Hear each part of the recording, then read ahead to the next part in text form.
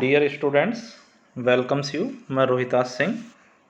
तो देखिएगा, आज एक नए टॉपिक के साथ हैं हम लोग। ठीक है, तो जैसा कि पहले लेक्चर में आपने देखा कि हमने कुछ EHVAC और HVDC के इम्पोर्टेंट जो MCQs थे वो डिस्कस किए थे।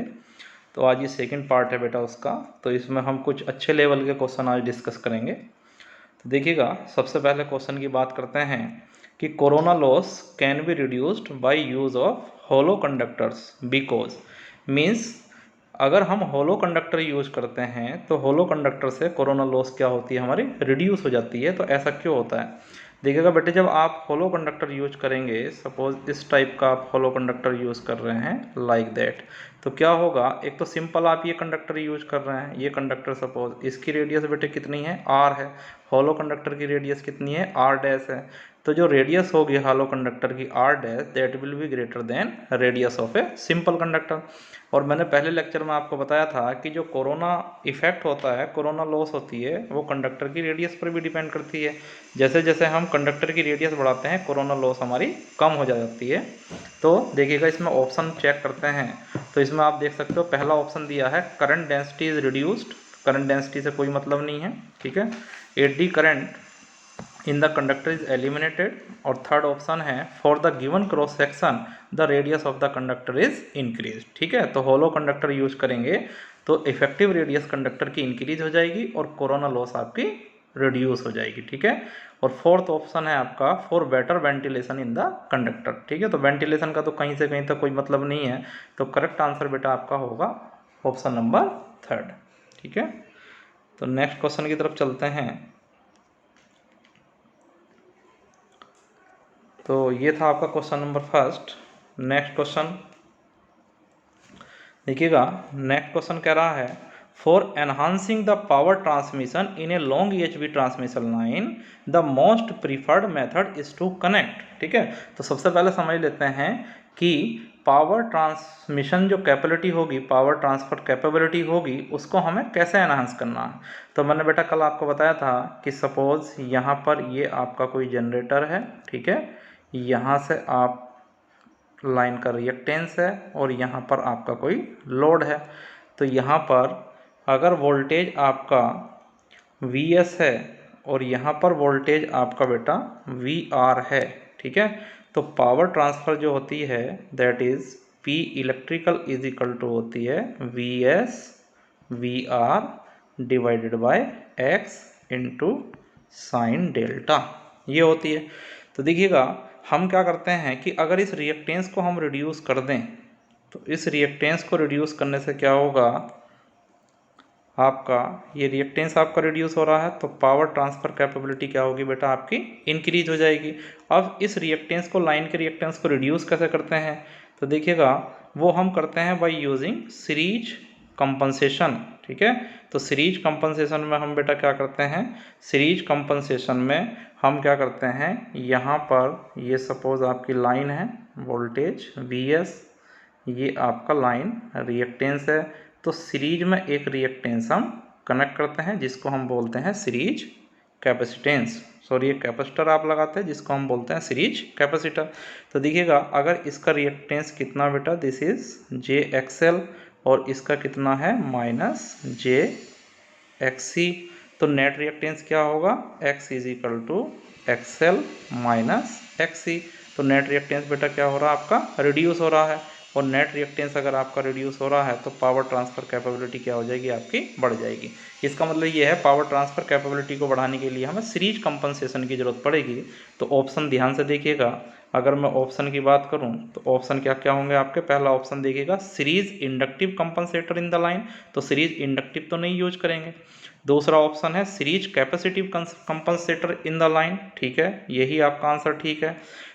फोर्थ ऑप्शन कह रहा है शंट कैपेसिटिव कंपनसेटर। मैंने पहले ही बताया था बेटा, शंट कैपेसिटर या शंट इंडक्टर क्या करते हैं, वोल्टेज प्रोफाइल को इंप्रूव करते हैं, पावर ट्रांसफर कैपेबिलिटी से इनका कोई मतलब नहीं होता है। तो राइट आंसर हमारा कौन सा होगा, ऑप्शन नंबर बी। ठीक है, तो ध्यान रखिएगा, ये सारे कंसेप्चुअल क्वेश्चन हैं आपके। तो नेक्स्ट क्वेश्चन की तरफ चलते हैं। नेक्स्ट क्वेश्चन है बेटा shunt reactors are sometimes used in high voltage transmission system. Shunt reactor क्यों यूज करते हैं आपको पता है? मैंने आपको बताया था कि फेरेंटी इफेक्ट क्या होता है। जब हमारा रिसीविंग एंड का voltage VR is greater than VS, तब हमारा ये इफेक्ट क्या कहलाता है? फेरेंटी इफेक्ट। ठीक है, मतलब जब हमारी लाइन अंडर लोडेड कंडीशन होगी या लाइट लोडिंग कंडीशन में होगी या नो लोड कंडीशन में होगी, उस समय हमारे रिसीविंग एंड पर वोल्टेज बढ़ जाएगा जो सेंडिंग एंड से ज़्यादा हो जाएगा। इस वोल्टेज को कम करने के लिए, वोल्टेज ड्रॉप करने के लिए हम शंट में क्या करते हैं? रिएक्टर को इंस्टॉल करते हैं। ठीक है, तो क्वेश्चन कह रहा है shunt reactors are sometimes used in high voltage transmission system to limit the short circuit current through the line. ये तो बिल्कुल नहीं होगा, क्योंकि शॉर्ट सर्किट करंट को लिमिट करने के लिए हम सीरीज में रिएक्टर लगाते हैं। ध्यान रखिएगा, देखिएगा जो पॉइंट मैं बोल रहा हूँ उनको ध्यान से सुनिएगा, कई सारे क्वेश्चन बन जाते हैं। जब भी शॉर्ट सर्किट करंट को हम लिमिट करते हैं तो सीरीज में रिएक्टर लगाते हैं। दूसरा ऑप्शन कह रहा है compensate for series reactance of the line under heavily loaded condition.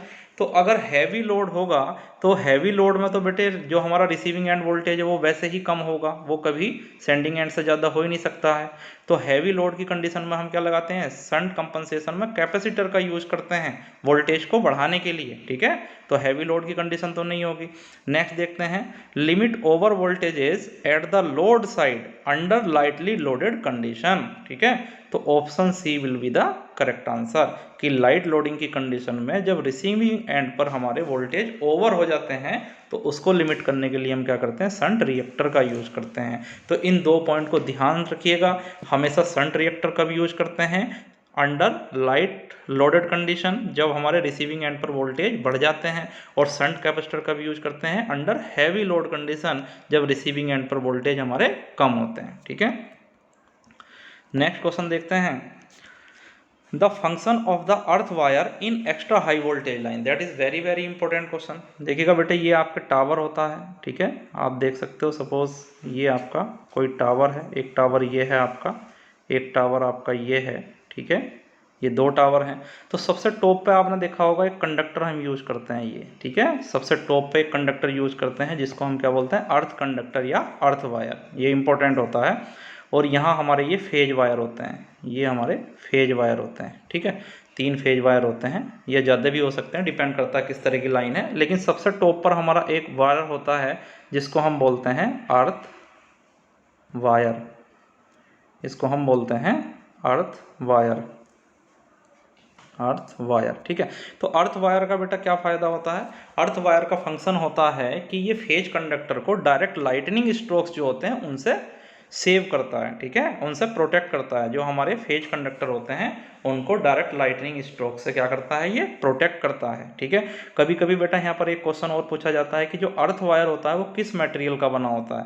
तो अगर मटेरियल की बात करते हैं तो मटेरियल जो होता है वो होता है गैल्वेनाइज्ड स्टील, गैल्वेनाइज्ड स्टील। ठीक है, गैल्वेनाइज्ड स्टील का ये बना होता है अर्थ वायर, और किसको प्रोटेक्ट करता है? फेज कंडक्टर को। किससे? डायरेक्ट लाइटनिंग स्ट्रोक से। ठीक है, तो देखिएगा ऑप्शन ढूंढिएगा। पहला ऑप्शन है प्रिवेंट अर्थ फॉल्ट, नहीं होगा। Provide a safety measure of any high flying object, इससे भी नहीं होगा। Provide a shield to the phase conductors from the direct lightning strokes, तो इसका करेक्ट आंसर होगा ऑप्शन नंबर सी। ठीक है, नेक्स्ट क्वेश्चन की तरफ चलते हैं। नेक्स्ट क्वेश्चन देखिएगा for a transmission line with negligible losses the lagging reactive power VAR delivered at the receiving end for a given receiving end voltage is directly proportional to. Means load side में जो हमारी reactive power या reactive VAR develop हो रहे हैं, deliver हो रहे हैं, वो किस पे डिपेंड करता है? ठीक है, तो आपको पता है बेटा जो रिसीविंग एंड है हमारा वो आपकी रिएक्टिव पावर तभी डिलीवर करेगा जब हमारे लाइन में वोल्टेज ड्रॉप होंगे। ठीक है ना, जब हमारे लाइन में वोल्टेज ड्रॉप होंगे। अगर लाइन में हमारे वोल्टेज ड्रॉप नहीं होंगे तो रिसीविंग एंड पर कोई भी हमारी रिएक्टिव पावर जनरेट नहीं होगी, डिलीवर नहीं होगी। तो ध्यान रखिएगा, अगर रिसीविंग एंड पर, लोड एंड पर रिएक्टिव पावर आपकी डिलीवर हो रही है सोर्स को, तो ये किसकी वजह से हो रही है? आपकी वोल्टेज ड्रॉप की वजह से। ठीक है, तो हमेशा इसका जो आंसर होगा वो होगा line voltage drop, that is option number B. Next question की तरफ चलते हैं। देखिएगा ये बहुत ही इंपॉर्टेंट क्वेश्चन है आपका, this is very very important question. The insulation of modern EHV and UHV lines, EHV means extra high voltage and UHV means ultra high voltage, ठीक है। अब कुछ बच्चों को ध्यान नहीं रहता, देखिएगा मैं यहाँ पर बता दूँ, ग्रेटर देन 132 kV, 132 kV से ऊपर की जितनी भी लाइन होती हैं वो किस में आती हैं आपकी, वो EHV में आती हैं, ठीक है ना। 132 से आपका EHV शुरू हो जाता है। तो इसमें कह रहा है कि जो इंसुलेशन हम डिज़ाइन करते हैं EHV AC और UHV AC लाइन में, वो किस पर बेस्ड होता है, ठीक है ना। तो वो बेस्ड होता है बेटा आपका स्विचिंग वोल्टेजेस पर, ठीक है। तो इसका राइट आंसर हो जाएगा 4। नेक्स्ट क्वेश्चन देखिएगा, ये बहुत इंपॉर्टेंट है। द ऑर्डर ऑफ सब हार्मोनिक ड्यूरिंग SSR, SSR क्या होता है, सब synchronous resonance for 50 hertz normal frequency. देखिएगा बेटा, सब सिंक्रोनस रेजोनेंस एक फिनोमिना होती है पावर सिस्टम में, ठीक है। तो डिटेल तो मैं यहाँ नहीं बता सकता है। इसमें जो आपके सब हार्मोनिक डेवलप होते हैं वो कितने होते हैं, थर्ड ऑर्डर के होते हैं। तो उनकी जो फ्रीक्वेंसी हो जाएगी वो कितनी हो जाएगी बेटा, normal frequency F divided by third. तो F कितना है हमारे पास, F है हमारे पास 50, और थर्ड हार्मोनिक के लिए कितना आ जाएगा, थर्ड। तो करेक्ट आंसर इसका होगा 50 डिवाइडेड बाय 3। नेक्स्ट क्वेश्चन देखते हैं। The corona losses minimized, corona loss minimize हो जाती हैं कब। पहला ऑप्शन है डिक्रीजिंग सप्लाई फ्रीक्वेंसी, ठीक है। यूजिंग स्मूथ कंडक्टर, पहला ऑप्शन बिल्कुल करेक्ट है, क्योंकि हमारी जो कोरोना लॉस होती है PC, that is directly proportional to F+25, ठीक है। तो किस पर डिपेंड करती है, फ्रीक्वेंसी पर। तो अगर फ्रीक्वेंसी हम बेटा डिक्रीज कर देंगे तो कोरोना लॉस क्या होगी हमारी, डिक्रीज हो जाएगी, ये आपकी डिक्रीज हो जाएगी। तो पहला ऑप्शन सही है। दूसरा, यूजिंग स्मूथ कंडक्टर, ठीक है। तो आपको पता है, देखिएगा, एक स्मूथ कंडक्टर आपका होता है और एक कंडक्टर आपका कैसा होता है, रफ कंडक्टर होता है। तो वो रफ कंडक्टर के केस में कम वोल्टेज पर कोरोना आपका स्टार्ट हो जाता है, जबकि स्मूथ कंडक्टर के केस में जो डिसरप्टिव क्रिटिकल वोल्टेज होता है वो ज़्यादा होता है, ठीक है। तो जितना आपका सरफेस स्मूथ होगा, ठीक है, उतना ही आपका कोरोना के लिए ठीक होगा, क्योंकि ज़्यादा डिस्ट्रप्टिव क्रिटिकल वोल्टेज की जरूरत पड़ेगी। तो दूसरा ऑप्शन भी यहाँ बेटा ठीक है। थर्ड ऑप्शन देखिएगा, यूजिंग हॉलो कंडक्टर। तो हॉलो कंडक्टर का भी हमने जिक्र किया था पहले ही क्वेश्चन में। तो हॉलो कंडक्टर में क्या होता है, इफेक्टिव रेडियस आपकी बढ़ जाती है, तो कोरोना आपका रिड्यूस हो जाता है। तो ऑप्शन नंबर थर्ड भी ठीक है। ओवरऑल अगर आप बात करें तो कोरोना लॉस को मिनिमाइज करने के लिए तीनों ही ऑप्शन सही है। तो राइट ऑप्शन हो जाएगा आपका ऑल ऑफ अबव, ठीक है। तो नेक्स्ट क्वेश्चन देखते हैं। अब देखिएगा, ये न्यूमेरिकल टाइप की प्रॉब्लम है। देखिएगा, ऑब्जेक्टिव टाइप क्वेश्चन है, तो बेटा ये मत सोचना कि न्यूमेरिकल टाइप प्रॉब्लम नहीं पूछी जा सकती है, ठीक है। तो न्यूमेरिकल टाइप प्रॉब्लम भी इंपॉर्टेंट है, उनको भी आप ध्यान रखिएगा। तो देखिएगा ध्यान से क्वेश्चन को, वो कह रहा है a voltage of 100 kilovolt is applied to an overhead line with its receiving end open, ठीक है। रिसीविंग एंड कैसा है इसका, ओपन है। If the surge impedance of the line is 500 ohm, then total surge power in the line. तो मैंने आपको surge impedance loading का फॉर्मूला बताया था। मैंने बताया था आपको surge impedance loading SIL is equal to होती है आपका किलोवोल्ट की लाइन वैल्यू का square divided by characteristic impedance Z0, ठीक है। ये कौन सी वैल्यू होती है बेटा, लाइन वैल्यू होती है, और इसकी यूनिट किस में आती है, ये आपकी मेगावाट में। तो अगर मैं वैल्यू रखूँ, किलो वोल्ट कितना दे रखा आपको, 1000, this is 1000 into 1000 divided by characteristic impedance कितना आपके पास 500। तो इसको अगर आप सोल्व करोगे तो बेटा ये आपके पास आंसर आ जाएगा 2000, और यूनिट क्या होती है इसकी, मेगावाट, ठीक है। तो करेक्ट आंसर क्या हो जाएगा इसका, 2000 मेगावाट, ठीक है। तो नेक्स्ट क्वेश्चन की तरफ चलते हैं। नेक्स्ट क्वेश्चन है, ए lossless line terminated with it surge impedance, ठीक है। कोई भी लॉसलेस लाइन है हमारी, कहाँ टर्मिनेट हो रही है आपकी, सर्ज इम्पीडेंस में, ठीक है ना।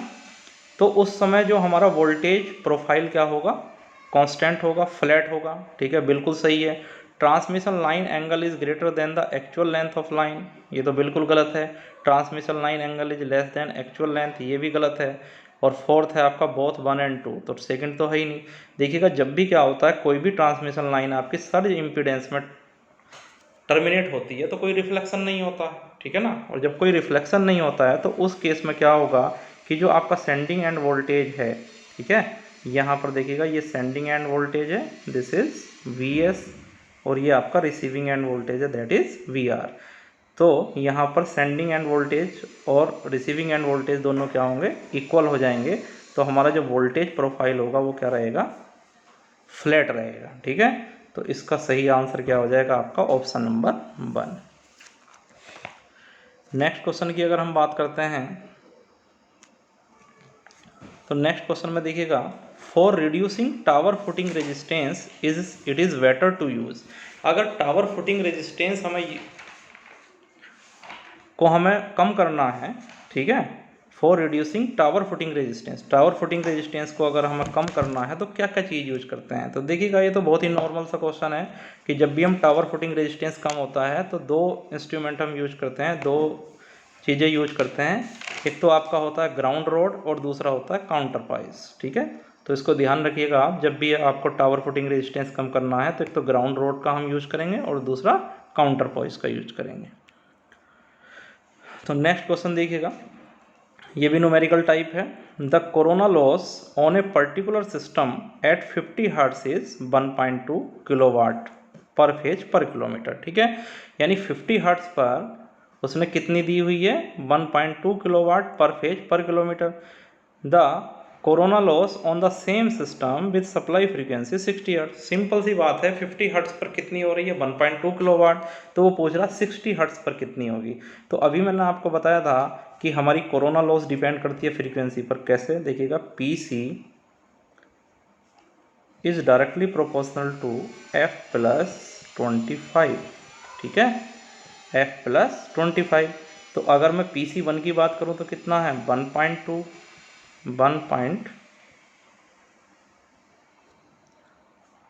Divided by, this is 1.2 divided by PC2 आपको निकालना है, इज इक्वल टू F कितना है आपके पास, 50 + 25 डिवाइडेड बाय 60 + 25। ठीक है, ये तो यहाँ से ये हो जाएगा आपका 1.2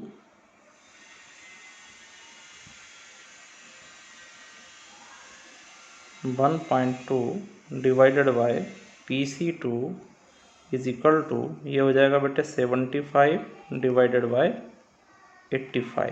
ठीक है, तो इसको कैलकुलेट कर लेना आप PC2 को। जब इसको कैलकुलेट करोगे तो आपका आंसर आ जाएगा 4, दैट इज 1.36। ठीक है,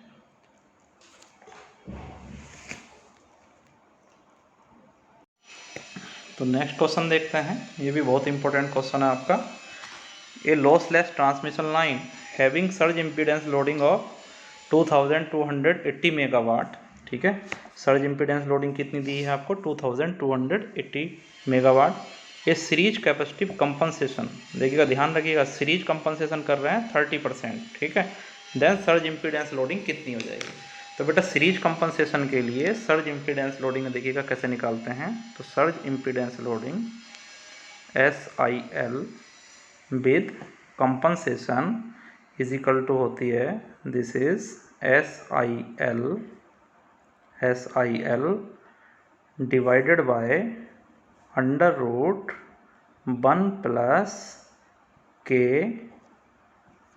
+ K सीरीज। ठीक है, ध्यान रखिएगा इस फॉर्मूले को। Surge impedance loading with compensation is equal to surge impedance loading without compensation divided by √1 K series. ठीक है, बेहर K सीरीज क्या होती है आपकी, डिग्री ऑफ कंपनसेशन। तो कितनी डिग्री से आप कंपनसेट कर रहे हो, 30 डिग्री से। ठीक है, कितनी डिग्री से आप कंपनसेट कर रहे हो, 30 डिग्री से। तो इसकी वैल्यू आप रख दीजिए। तो बेटा ये हो जाएगा आपका, ये हो गया आपका कितनी है, 2280 divided by √1 this is minus, इसको करेक्ट कर लेना, ये कितना होगा, दिस इज माइनस, कितने डिग्री से कंपनसेट कर रहे हो, 30%। 30% का मतलब 0.3।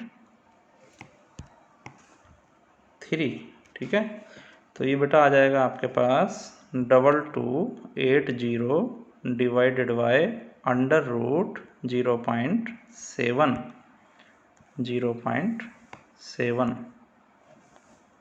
ठीक है, तो इसको बेटा जब आप सॉल्व करोगे तो आपका आंसर आ जाएगा दैट इज 2725 मेगावाट। तो करेक्ट आंसर क्या होगा आपका? Option number 1। ठीक है, तो ध्यान रखिएगा इस फॉर्मूले को। जब सीरीज कंपनसेशन करते हैं तो जो हमारी सर्ज इम्पीडेंस लोडिंग है वो चेंज हो जाती है, और कंपनसेशन के साथ कितनी होती है? Without compensation divided by √1 minus के सीरीज। के सीरीज होती है आपकी डिग्री ऑफ कंपनसेशन। कितना दिया था आपको? 30% दिया था, यानी 0.3। तो 1 माइनस 0.3 कितना होगा? 0.7। तो इससे आप डिवाइड कर दोगे तो आपको आंसर मिल जाएगा 2725 मेगावाट। ठीक है, नेक्स्ट क्वेश्चन देखते हैं। The XY ratio of 220 kilovolt line as compare to 400 kilovolt line. ठीक है, तो एक बेटा आपके पास क्या है? 220 किलोवोल्ट की लाइन है। ठीक है, एक आपके पास 400 किलोवोल्ट की लाइन है। ठीक है, तो मुझे बताइएगा 220 किलोवोल्ट की लाइन में जो आपकी स्पेसिंग होगी, सपोज कितनी है आपके पास स्पेसिंग? ये D है। और 400 kV के लिए आपकी स्पेसिंग बेटा कितनी है? सपोज कंडक्टर के बीच ये आपकी D डैश है। ठीक है, ये कितनी है आपकी? D डैश है।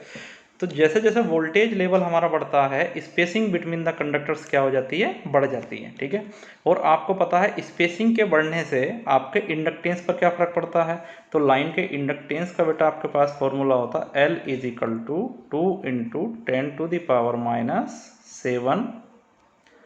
ln d/r। ln d/r। ठीक है, तो R क्या होती है आपकी? कंडक्टर की रेडियस होती है। D क्या होती है? स्पेसिंग होती है। ठीक है, तो अब देखिएगा 400 kV की लाइन का जो हमारा D है, D डैश है, तो D dash is greater than D। ठीक है, स्पेसिंग बढ़ने से क्या हो रहा है? अगर आप स्पेसिंग बढ़ा रहे हो तो इंडक्टेंस क्या होगा? आपका बढ़ेगा। इसका मतलब 400 kV लाइन का इंडक्टेंस क्या होगा? आपका ज़्यादा होगा। और जब इंडक्टेंस ज़्यादा होगा तो बेटे X क्या होता है? X = आपका होता है omega into L. Omega into L, यानी 400 किलोवोल्ट लाइन का जो इंडक्टेंस होगा वो हाई होगा, तो इसका इंडक्टिव रिएक्टेंस भी हाई होगा। अब रेजिस्टेंस तो आपका बेटा वोल्टेज पर डिपेंड नहीं करता है। ठीक है ना, तो रेजिस्टेंस तो कांस्टेंट रहेगा। इसका मतलब ये है किसका पूछ रहा है? वो 220 kV लाइन का पूछ रहा है। तो 220 kV का जो आपका इंडक्टेंस रहेगा वो कम होगा, 400 का क्या होगा? आपका ज़्यादा रहेगा। इसका मतलब XY रेशियो क्या हो जाएगा? आपका स्मॉलर हो जाएगा 220 kV का, क्योंकि रेजिस्टेंस तो दोनों में सेम रहना है, इसलिए जो रेशियो होगा आपका XY/R that will be smaller. तो option number 2 is correct answer. उसके बाद नेक्स्ट क्वेश्चन देखते हैं। With 100% inductive shunt compensation. ठीक है, तो देखिएगा क्वेश्चन आ गया आपका। शंट कंपनसेशन कर रहे हैं, और शंट कंपनसेशन कब करते हैं हम? ड्यूरिंग लाइट लोड और नो लोड कंडीशन में। ठीक है, तो जब हमारे पास लोडिंग कैसी होती है? नो लोड होता है या लाइट लोडिंग होती है, तभी हम शंट कंपनसेशन करते हैं। और कितना कर रहे हैं हम? 100%। तो 100% कर रहे हैं, इसका मतलब लोडिंग कैसी होनी चाहिए? हमारी 0 लोडिंग होनी चाहिए। ठीक है ना, तो इसका जो आंसर होगा वो होगा ऑप्शन नंबर 3। नेक्स्ट क्वेश्चन की तरफ चलते हैं। ये बहुत ही इंपॉर्टेंट क्वेश्चन है आपका। देखिएगा, मैच करना है। इसमें दो दिए हैं आपको, टेबल दी हुई हैं। तो लिस्ट 1 दी हुई है और लिस्ट 2 दी हुई है। लिस्ट 1 में देखिएगा नंबर ए है इम्प्रूव पावर फैक्टर। ठीक है, दूसरा दिया है रिड्यूस द करंट रिपल्स, तीसरा दिया है increase the power flow in the line, चौथा दिया है रिड्यूस द फेरेंटी इफेक्ट। ठीक है, तो 1 बाई 1 देखते हैं। बेटा हमेशा जब भी हम पावर फैक्टर को इम्प्रूव करते हैं तो शंट कैपेसिटर का यूज करते हैं। तो ऑप्शन देखिएगा, शंट कैपेसिटर आ रहा कहीं? ऑप्शन नंबर 2 पर आ रहा है शंट कैपेसिटर, यानी ए का क्या ऑप्शन हो जाएगा? आपका 2 हो जाएगा। उसके बाद बी देखिएगा, reduce the current ripples. Current ripples कम करने के लिए हम सीरीज में इंडक्टर लगाते हैं। ठीक है, क्योंकि इंडक्टर की प्रॉपर्टी होती है कि करंट में होने वाले चेंज का अपोज करता है। तो सीरीज रिएक्टर बेटे कौन सा ऑप्शन में दिया है? ऑप्शन नंबर 4 में। तो ये हो जाएगा ऑप्शन नंबर 4। उसके बाद देखते हैं C, increase the power flow in the line. तो हमेशा पावर फ्लो या पावर ट्रांसफर कैपेबिलिटी को इम्प्रूव करने के लिए कई बार क्वेश्चन हम कर चुके हैं, क्या करते हैं? सीरीज कंपनसेशन करते हैं। तो सीरीज में कैपेसिटर लगाते हैं। तो देखिएगा सीरीज कैपेसिटर आ रहा है आपका 3rd ऑप्शन, तो ये हो गया आपका 3rd। 4th आ रहा है रिड्यूस द फेरेंटी इफेक्ट। फेरेंटी इफेक्ट में हमारा रिसीविंग एंड पर वोल्टेज बढ़ता है, तो उसको कम करने के लिए हम क्या करते हैं? शंट रिएक्टर यूज करते हैं। ठीक है, तो इसका आ जाएगा आपका शंट रिएक्टर। शंट रिएक्टर है बेटा ऑप्शन नंबर 1। तो हमारा जो कोड आएगा वो आएगा 2431। तो देखिएगा ध्यान से, अगर ऑप्शन नंबर बी हम देखते हैं तो हमारा आंसर आता है 2431। इसका मतलब बी ऑप्शन क्या होगा, आपका करेक्ट आंसर होगा। नेक्स्ट क्वेश्चन की तरफ देखते हैं बेटा। An industrial sub station with 4 megawatt load. Load कितना है, ये बहुत ही इंपॉर्टेंट प्रॉब्लम है। लोड कितना है आपका 4 मेगावाट का, यानी जो P की वैल्यू है हमारे पास बेटा, P कितना है हमारे पास, P है हमारे पास, दिस इज 4 मेगावाट। ठीक है, P कितना है हमारे पास 4 मेगावाट है, this is the actual power. ठीक है, उसके बाद देखिएगा a capacitor of 2 MVAR is installed. ठीक है, MVAR किसकी यूनिट होती है, रिएक्टिव पावर जो कैपेसिटर जनरेट करता है। यानी QC कितनी है हमारे पास, reactive power, that is equal to कितनी है 2 MVAR। ठीक है, this is reactive power generated by the capacitor. ठीक है, the load power factor is 0.97। ठीक है, यानी cos phi1 हमारे पास कितना हुआ बेटा, ये हुआ हमारा 0.97। ठीक है, if the capacitor goes out of service the load power factor becomes. ठीक है, अगर हमारा पावर फैक्टर क्या करते हैं हम, सॉरी, अगर कैपेसिटर को हम गोज आउट कर दें, मीन्स रिमूव कर दे, तब कैपेसिटर पर पावर फैक्टर पर हमारा क्या फर्क पड़ेगा, ये पूछा इसने। यानी ये बात कर रहा है cos phi2 की। cos phi2 हमारा कितना होगा। ठीक है, ये हमें कैलकुलेट करना है।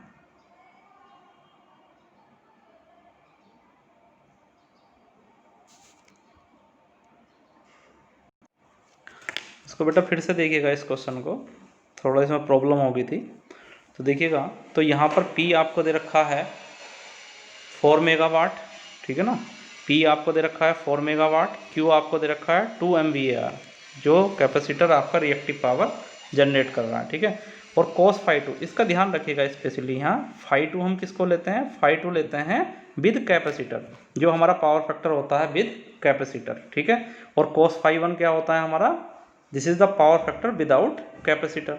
तो इस फॉर्मूले को ध्यान रखिएगा, ये फॉर्मूला होता है Q is equal to P into 10 phi1 minus 10 phi2। अब देखिएगा cos phi2 आपको दे रखा है, तो यहाँ से आप 10 phi2 कैलकुलेट कर लेंगे। ठीक है, उसके बाद cos phi1 हम को निकालना है, तो 10 phi1 पहले निकाल लेंगे। तो इसको देखिएगा, इसको अगर मैं बात करूँ तो यहाँ पर मैं लिख सकता हूँ, थोड़ा रब कर लेता हूँ इसको,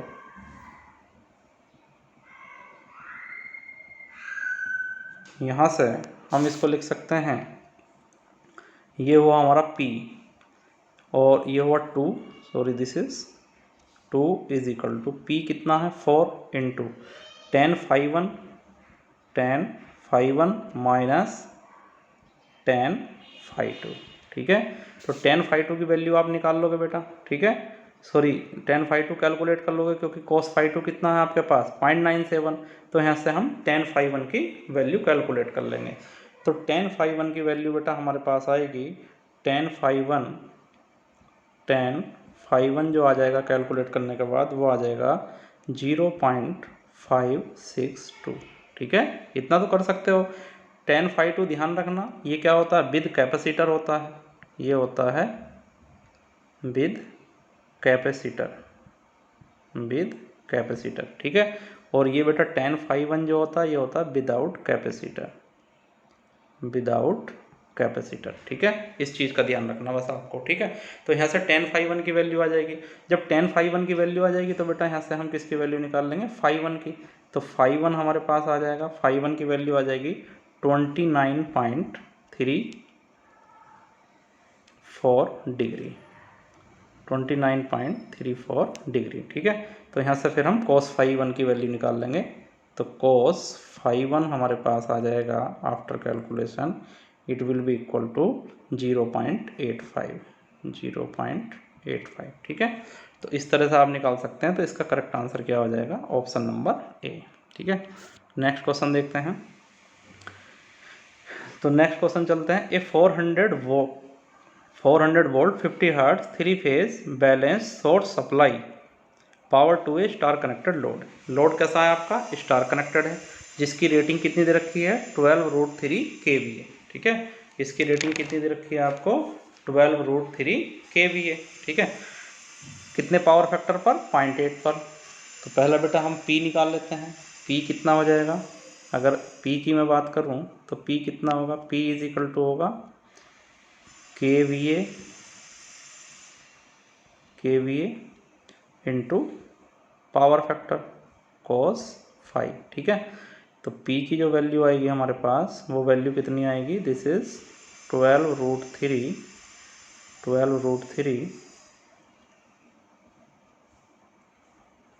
इंटू पावर फैक्टर कितना है? 0.8। ठीक है, तो P की वैल्यू हमारे पास आ जाएगी, ये आएगी 9.6, ये आ जाएगी 9.6 √3 किलोवाट, √3 किलोवाट। ठीक है, ये आ जाएगी। पहले P की वैल्यू निकाल लेंगे हम। ठीक है, उसके बाद कह रहा है the rating in kVAr of the delta connected capacitive reactive power bank necessary to bring the power factor to unity. यानी इस 0.8 पावर फैक्टर को हमें कहाँ तक बढ़ाना है? 0.8 को हमें बढ़ाना है यूनिटी तक। तो हमें कितने पावर फैक्टर को बढ़ाने के लिए कैपेसिटर बैंक की जरूरत पड़ेगी? ठीक है, तो हमें रेटिंग निकालनी है कैपेसिटर बैंक की। किस में निकालनी है? kVAr में। तो मैंने आप लोगों को फॉर्मूला बताया था। ठीक है, तो उस फॉर्मूले को यहाँ पर लगाते हैं। मैंने आपको बताया था kVAr रिक्वायर्ड, जो kVAr रिक्वायर्ड है यानी रिएक्टिव पावर रिक्वायर्ड है, that is kVAr is equal to, मैंने बताया था P इंटू 10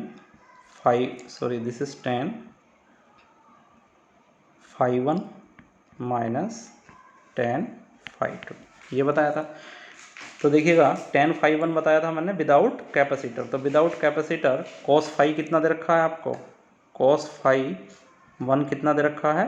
0.8 ये दे रखा है। तो यहाँ से आप 10 की वैल्यू निकाल लोगे। ठीक है ना। उसके बाद हमें क्या निकालना है? हमें निकालना है cos 2। तो cos 2 निकालने के लिए हम किसकी वैल्यू निकाल लेंगे? 10 की। cos 2 कितना दे रखा है? हमें जो पावर फैक्टर बढ़ाना है वो कहाँ तक करना है? ये बढ़ाना है हमें कहाँ तक? यूनिटी तक। तो यहाँ से बेटा हम किसकी वैल्यू निकाल लेंगे? 10 की। cos 1 से किसकी वैल्यू निकलेगी? 10 की। cos 2 से किसकी वैल्यू निकलेगी? 10 की। तो ये दोनों वैल्यू हमारे पास आ जाएंगी। P हमारे पास है तो इसका आ जाएगा P कितना है हमारे पास? ये आया था हमारा P की वैल्यू 9.6 √3 इंटू 10 माइनस 10 की जब वैल्यू रखोगे बेटा तो ये आ जाएगी आपकी point,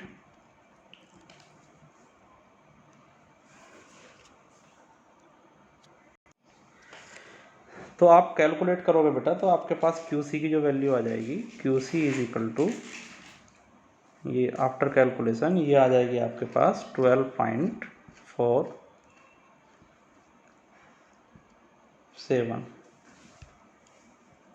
kVAr।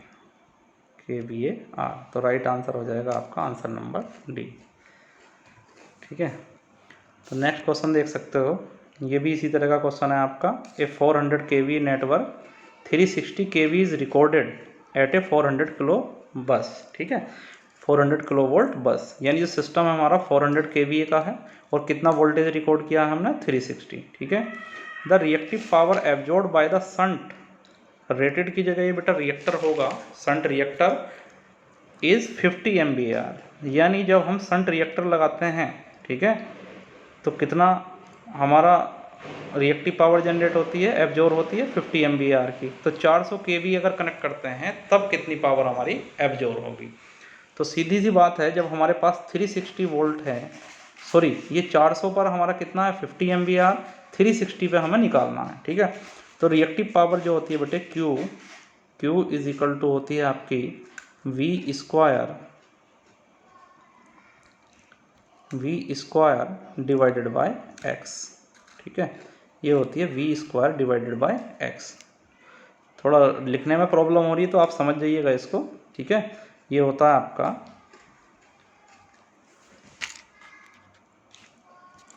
V square divided by x. ठीक है, तो आप देख सकते हो कि जो हमारा MVAR है, रिएक्टिव पावर है, वो directly proportional to voltage square है। ठीक है, तो इसको अगर मैं लिखूं तो इसको हम लिख सकते हैं कि हमारा कितना है, ये 50 है, ये हमारा 50, और दूसरा हमें निकालना है QR2 हमें निकालना, सपोज इज इक्वल टू 50 कितने वोल्ट पर है आपका 400 का स्क्वायर करना है, तो 400 इंटू 400 डिवाइडेड बाय ये कितना है हमारा 360 पे हमें कैलकुलेट करना है, तो 360 इंटू 360। ठीक है बेटा, तो जब आप QR निकालोगे तो QR आपका आंसर आ जाएगा 40.5। This is QR2 is equal to ये आ जाएगा बेटा 81 डिवाइडेड बाय 2। ये तो कैलकुलेशन है, कैलकुलेशन आप कर सकते हो, डिवाइडेड बाय 2, तो ये आ जाएगा आपका 40.5 MVAR। तो answer number D is the correct option. ठीक है, उसके बाद क्वेश्चन आपका आता है सीरीज कैपेसिटिव कंपनसेशन इन EHV ट्रांसमिशन लाइन। ये क्वेश्चन बेटा कई बार आ चुका है, बहुत ही इम्पोर्टेंट क्वेश्चन है, बहुत ही इम्पोर्टेंट क्वेश्चन है, और ये कई बार आपसे पूछा जा चुका है कि सीरीज कैपेसिटिव कंपनसेशन। तो सीरीज कैपेसिटिव कंपनसेशन क्या करता है बेटा, मैंने बताया था पावर ट्रांसफर कैपेबिलिटी को बढ़ाता है, और पावर ट्रांसफर कैपेबिलिटी बढ़ाने का मतलब स्टेबिलिटी को इम्प्रूव करता है। तो इसमें जो राइट आंसर होगा हमारा ऑप्शन नंबर बी होगा, इम्प्रूव द स्टेबिलिटी। अब देखिएगा स्टेबिलिटी पे मैं आपको दो क्वेश्चन यहाँ पर बताना चाहूँगा, बहुत इंपॉर्टेंट है। देखिएगा अगर मैं पावर ट्रांसफर की बात करूँ तो PE इज इक्वल टू होती है VS VR divided by X sine delta. ठीक है, यही होती है। तो देखिएगा दो चीज़ आती है, एक आती है आपकी ट्रांजिएंट स्टेबिलिटी, और दूसरी आती है आपकी स्टडी स्टेट स्टेबिलिटी। ठीक है, तो कई बार क्वेश्चन पूछ लेता है कि ट्रांजिएंट स्टेबिलिटी के लिए जो हमारा ये लोड एंगल है वो कितना होना चाहिए। तो ट्रांजिएंट स्टेबिलिटी के लिए ये लोड एंगल कितना होना चाहिए आपका, ये होना चाहिए 30 डिग्री। ठीक है, और स्टडी स्टेट स्टेबिलिटी के लिए ये एंगल कितना होना चाहिए बेटा, ये होना चाहिए आपका 90 डिग्री। ठीक है, तो आप देख सकते हो कि ट्रांजिएंट कंडीशन में जब ये कितना होगा, डेल्टा 30 होगा, तो साइन 30 कितना हो जाएगा 1/2, मीन्स जो PE होगी वो कितना होगा, केवल हाफ होगी, VS VR divided by X। यानी अंडर ट्रांजिएंट कंडीशन, मतलब जब सिस्टम आपका डिस्टर्ब होता है तो उस समय मैक्सिमम पावर कितनी ट्रांसफ़र कर सकते हैं, हम हाफ कर सकते हैं। जबकि स्टडी स्टेट कंडीशन में साइन 90 कितना होगा आपका 1 होगा, मैक्सिमम पावर कितनी कर सकते हैं आप, VS VR अपॉन X। ठीक है, तो ध्यान रखिएगा कई बार क्वेश्चन पूछ लिया जाता है कि ट्रांजिएंट स्टेबिलिटी के लिए हमारा लोड एंगल कितना होता है, 30 होता है। ट्रांजिएंट कंडीशन में कितनी पावर हम ट्रांसफर कर सकते हैं, तो half of the power transfer under steady state condition. ठीक है, और स्टडी स्टेट कंडीशन की जो लिमिट होती है वो क्या होती है, 90 डिग्री होती है, और पावर कितनी ट्रांसफर कर सकते हैं, तो मैक्सिमम पावर ट्रांसफर कर सकते हैं। ठीक है, तो यहाँ से 2-3 क्वेश्चन ये बनते हैं, इनको ध्यान रखिएगा। उसके बाद बेटा आप ये क्वेश्चन कर सकते हैं। ठीक है, a shunt reactor of 100 MVAR is operated at 98% of its rated voltage and 96% of its rated frequency.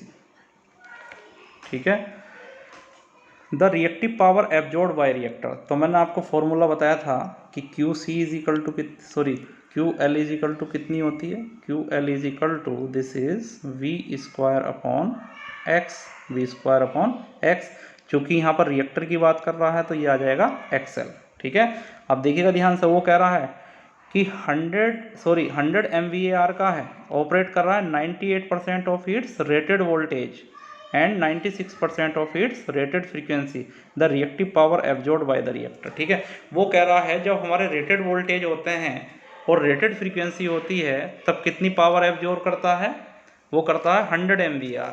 लेकिन अगर हम वोल्टेज को रिड्यूस कर दें कितना 98% और फ्रीक्वेंसी को रिड्यूस कर दे कितना 96%, तब हमारा कितनी पावर एब्जॉर्ब होगी। तो आप देख सकते हो बेटा QL is equal to V² upon XL। तो यहाँ से आप निकाल सकते हो मैथमेटिकली, XL क्या होता है आपका, XL is directly proportional to किसके होता है, फ्रीक्वेंसी के होता है। तो ये फॉर्मूला हम लिख सकते हैं, इस फॉर्मूले को हम लिख सकते हैं QL1 upon QL2 is equal to V1 upon V2 का होल स्क्वायर इनटू फ्रीक्वेंसी कितनी हो जाएगी आपकी F2 अपॉन F1। ठीक है, V1 कितना है आपके पास, V1 है बेटा आपके पास कितना, V1 को हम कितना मान लेते हैं, V1 को हम मान लेते हैं सपोज V मान लेते हैं, V2 कितना है आपके पास 0.98, इसका क्या हो जाएगा बेटा स्क्वायर इनटू फ्रीक्वेंसी कितनी है आपकी, सेकंड फ्रीक्वेंसी कितनी हो रही है 0.96 और पहली फ्रीक्वेंसी कितनी है F इंटू F। तो इसको बेटा जब आप कैलकुलेट करोगे तो QL2 आपके पास आ जाएगा कितना, QL2 का आपके पास आंसर जो आएगा वो आ जाएगा आपके पास 100.04 MBR। ऐसा आप कैलकुलेट कर सकते हो, तो it will B answer number D. ठीक है, तो ये आपका नेक्स्ट क्वेश्चन है। नेक्स्ट क्वेश्चन देखिएगा, ए lossless radial transmission line with surge impedance loading. तो सीधी सी बात है, सर्ज इम्पीडेंस लोडिंग है, मतलब जो लाइन है हमारी वो टर्मिनेट हो रही है सर्ज इम्पीडेंस में। तो मैंने पहले ही बताया था जब सर्ज इम्पीडेंस में आपकी लाइन टर्मिनेट होती है तो वोल्टेज प्रोफाइल हमारा क्या रहता है, फ्लैट रहता है। ठीक है, सेंडिंग एंड और रिसीविंग एंड पर वोल्टेज दोनों सेम होते हैं। तो इसका करेक्ट आंसर हो जाएगा बेटा आंसर नंबर सी। ठीक है, तो डियर स्टूडेंट्स, इस वीडियो में थोड़ा प्रॉब्लम रही है राइटिंग में, तो आई होप कि आप समझ रहे होंगे। ठीक है, तो मेहनत से बनाया गया है वीडियो, तो आप लोगों से उम्मीद है कि आप लोग इस वीडियो को शेयर करेंगे, लाइक करेंगे। और बेटा आपसे शिकायत है कि आप लोग चैनल को सब्सक्राइब नहीं कर रहे हैं। आप ये देखिएगा कितनी मेहनत से वीडियो बनाया जाता है, जब आप चैनल को सब्सक्राइब नहीं करते हैं तो देखिएगा डीमोटिवेशन मिलता है। तो आप मुझे मोटिवेट करिएगा जिससे और अच्छे अच्छे क्वेश्चन मैं नेक्स्ट सेट में लाऊँ। ठीक है, तो मैं बिल्कुल ये सब्जेक्ट आपका कंप्लीट कराऊंगा। पेपर से पहले आपका कम से कम मैं 400 से 500 क्वेश्चन आपको कराऊंगा EHV AC एंड HVDC के। और आप कमेंट करिएगा प्लीज़, आप कमेंट भी नहीं करते हो, ठीक है ना, कमेंट में भी कंजूसी करते हो, तो कमेंट करिएगा। दूसरी बात ये है, अगर किसी दूसरे सब्जेक्ट के भी आपको ऑब्जेक्टिव टाइप क्वेश्चन चाहिए इसी तरह से, तो आप कमेंट करिएगा, तो दूसरे सब्जेक्ट के मैं बनाऊंगा। और प्लीज़ चैनल को सब्सक्राइब ना करना भूलें। ठीक, थैंक यू।